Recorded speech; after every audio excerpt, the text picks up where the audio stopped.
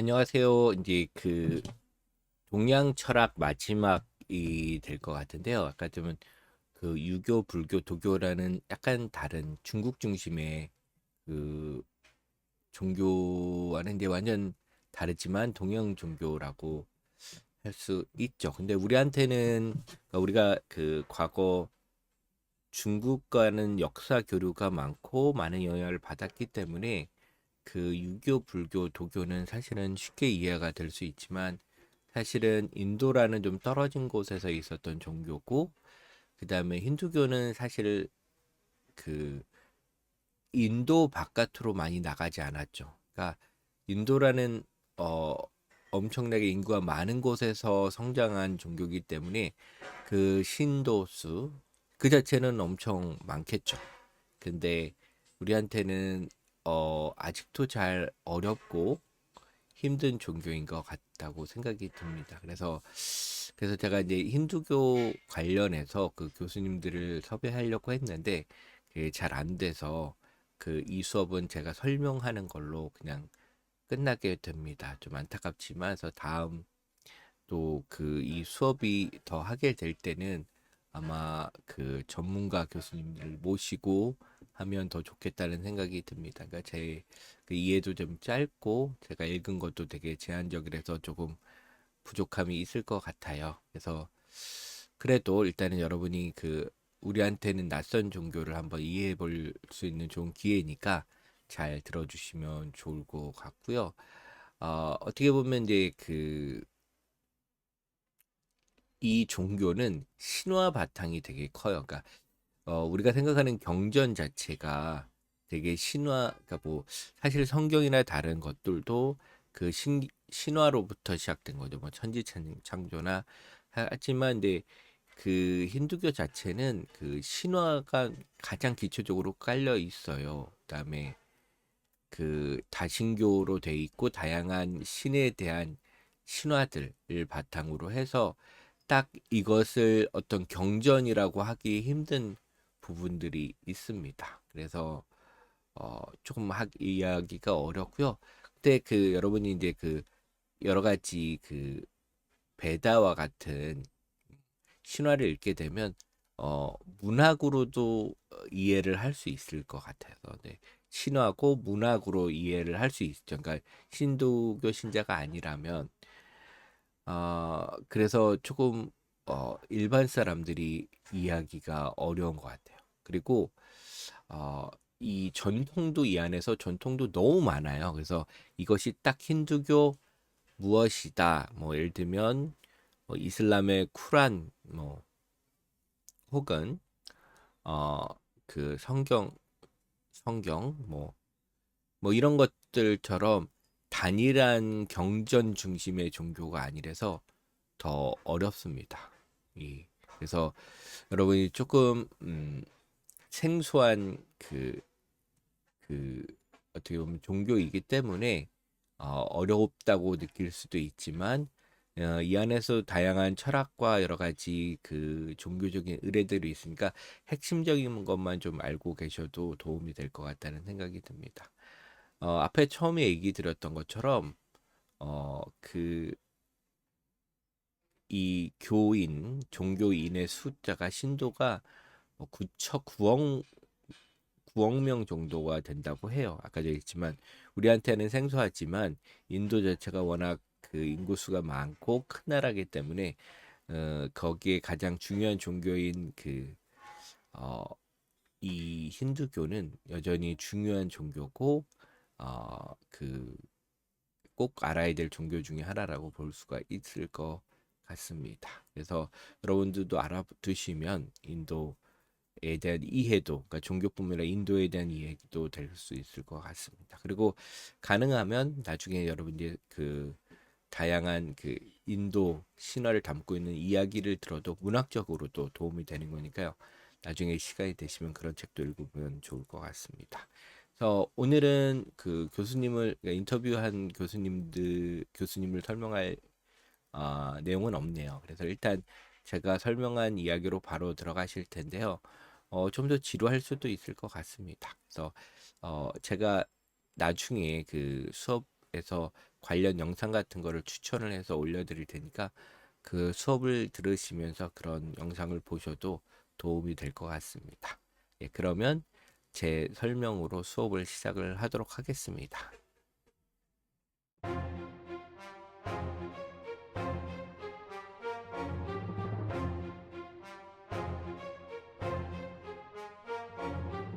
오늘 힌두교를 좀 볼게요. 일단은 힌두교의 역사를 한번 보는데 힌두교의 역사는 사실은 인도의 역사와 맥락을 같이 해요. 그래서 인도가 그 유명한 그 인더스 문명이라고 있잖아요. 이 문명하고 시작하는 게 같이 움직이게 되는데, 그래서 일단은 크게는 1200에서 900년대, 그 BCE는 기원전이죠. 기원전에서부터 900년까지는 그 초기 베딩 문화라고 해서, 이건 뭐냐면 베다라는 경전이 있었어요. 그래서 초기 이 경전에 맞춰서 이렇게 1200에서 1900년을 나누게 되는데, 요때는 경전이 총 한 4개 정도가 사실은 인정받는 경전이 있고, 이거에 따라서 여러 가지 종교적인 모양이 완성이 되는데, 일단은 여기서 핵심 중에 또 설명을 하겠지만 아리아 계통이 있거든요. 아리아 계통 사람들. 그러니까 여러분 인도가 약간 세분하게 생겼잖아요. 이쪽 북쪽에서부터 아리아 계통은 뭐냐면 유럽 사람이에요, 사실은. 그러니까 혈통으로 따지면 유럽 사람인 아리아 인종이 사실은 이 북쪽부터 들어오면서 그 이쪽을 정착해 나가는 과정과 일치를 합니다. 그래서 이 아리아 인종들이 갖고 있었던 신앙은 자연신앙이에요. 자연신앙.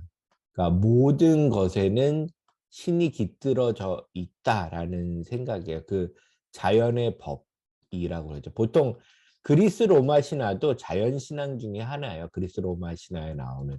왜냐하면 뭐 그 제우스는 뭘 나타내는 거죠? 천둥. 뭐 이런 것처럼 자연을 설명하기 위해서 종교의 옷을 입히는 경우가 이제 자연 신앙, 자연 종교라고 하는데, 이 아리아인들이 자연 종교를 가지고 있었고, 그 인도 대륙으로 들어오면서 여기를 정복하고 식민화하는 과정에서 탄생한 게 우리가 알고 있는 힌두교의 핵심이라고 보시면 되는데, 근데 여기서 뭐가 생기냐면, 이런 그 자연의 신앙은 사실 다신교이기도 하지만 동시에 일신교라고도 할 수 있어요. 뭐냐면 자연이 갖고 있는 법, 원리 같은 것을 하나로 볼 수도 있거든요. 그래서 요걸 믿는 사람도 있고, 그래서 여러 가지 모양의 신이 있는 것도 같지만 세상의 원리에 대한 관심이 있는 것도 마찬가지에서, 이건 다신교 모습을 하고 있지만 하나의 일신교적인 사상 체계를 갖고 있다고도 보는데, 여기 인도에 들어가면서 토속적인 것과 만나면서 형성된 게 힌두교라고 보시면 돼요. 그래서 초기에 만들어진 베다 경전이 있는데, 요 시기를 1200에서 900이 되고, 일단은 1500년은 아까 얘기했던 아리아인들이 북서 인도에서부터 대륙 안까지 들어오면서 정복해 가는 시점은 1500년부터 시작됐다고 보여집니다. 그리고 800에서 300년이 뭐냐면 우파니사드라고 하는 베다 경전의 해설서예요. 해설서인데, 해설서가 오히려 경전을 뒤집고 새로운 방식의 그 종교를 형성하게 된 경우가 이 경우인데, 우파니사드 여러분 이름 많이 들어봤잖아요.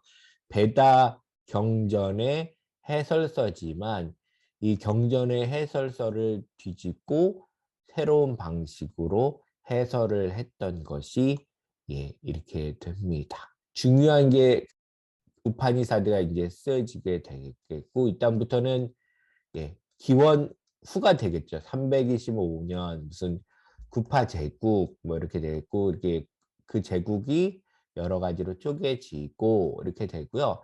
근데 여기서 핵심이 뭐냐면 이 시기 동안에 어떤 문제들이 생기냐면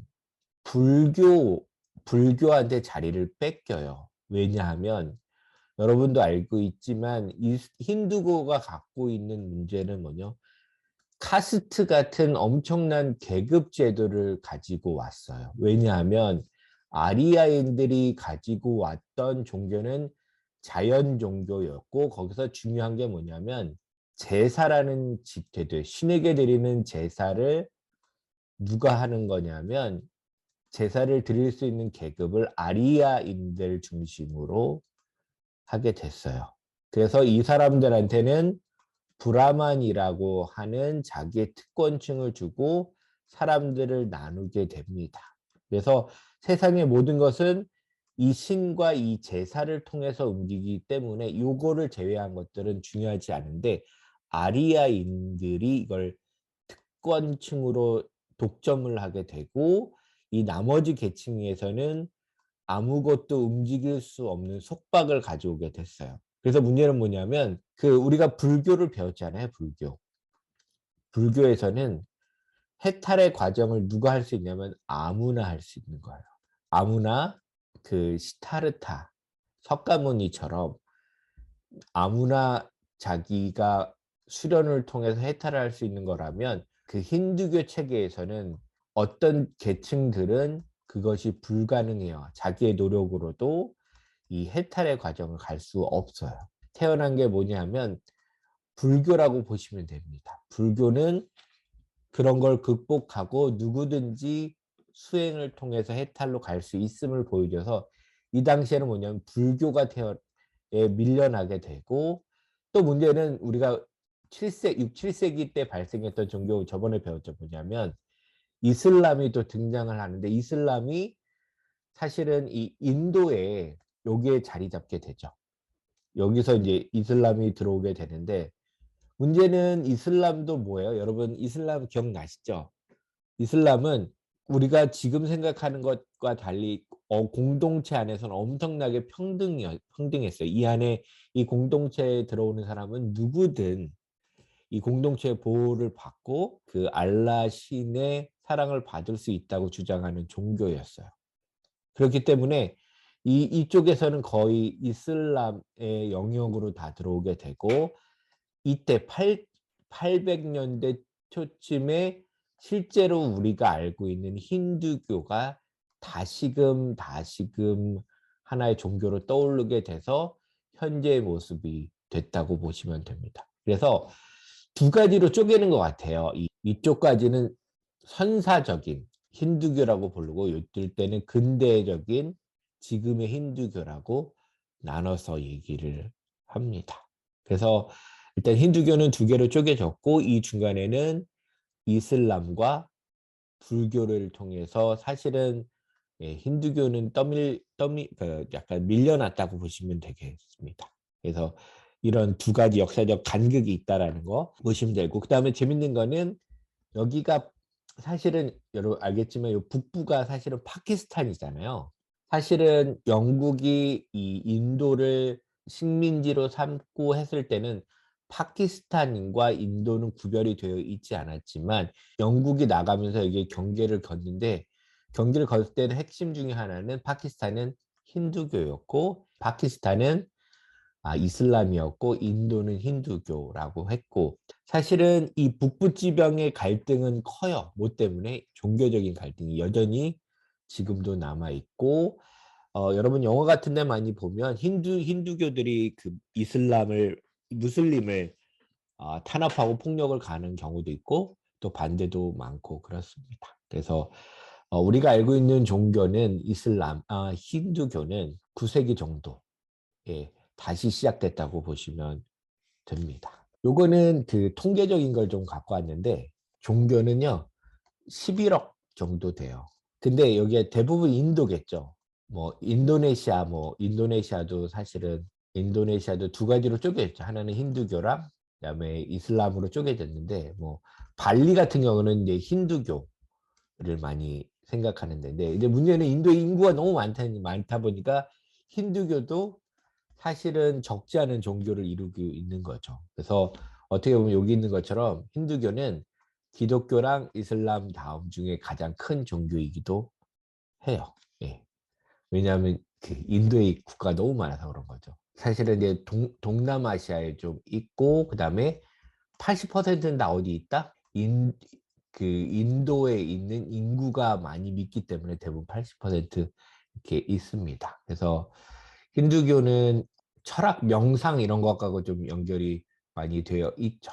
그래서 요거를 보면 제일 쉽게 좀 이해가 될 수 있을 것 같아요. 여기가 이렇게 설명을 좀 해줘서 잘했는데 일단은 여기서 보면 다르마라는 게 있어요. 다르마는 뭐냐면 그 산스크리트어가 사실은 이 산스크리트어가 사실 힌두교 경전의 원래 언어라고 볼 수 있는데 산스크리트어는 사실은 인도 유러피언이라고 부르잖아요. 사실은 서양 언어의 대부분은 이 어족에 속하는 거에 사실 근원이 되는 언어를 산스크리트어에서 많이 비교 언학을 한 사람들이 밝혀낸 거에 따르면 산스크리트어가 서양의 언어의 대부분의 조상이 되는 언어가 되는데 산스크리트 경전으로 쓰여 있어요. 그 다음에 불교도 힌두교에서 나왔기 때문에 그 불교의 경전도 올라가면 산스크리트어로 많이 쓰여져 있죠. 이 산스크리트의 드라마라는 게 뭐냐면 범이라고 많이 부릅니다. 세상에 어떻게 뭐 원리, 규칙, 힘 이런 뜻이 되는데 이게 세상의 원칙이고요. 이게 뭘 유지하냐면 이 세계를 유지하게 하고 자연이 자라나고 성장하는 과정들을 모두 관할하는 규칙을 범이라고 얘기를 해요. 범이고 이거는 태양이 빛을 비치게 하고 사람이 윤리적인 행동을 하게끔 하는 모든 그러니까 사회는 인간을 포함한 거죠. 인간을 포함한 자연 모두를 통괄하는 하나의 법칙을 고르면 다르마라고 하는 거. 우리말로 하면 범이라고 하는 게 핵심입니다. 아까도 얘기했지만 그 아리아인들이 가지고 왔던 자연 종교의 핵심도 이런 하나의 원리를 찾으려고 하는 거죠. 그 인도 안에 있던 토속적인 종교랑 만나게 되는 거고 그래서 이런 사회를 이끄는 법, 자연을 이끄는 법, 그래서 우리를 윤리적으로 만드는 법들을 합한 걸 이렇게 보라고 하시면 되겠고 이게 어떻게 보면 하나의 맥락이고요. 또 하나는 뭐냐면 마야라고 하는 게 있습니다. 마야.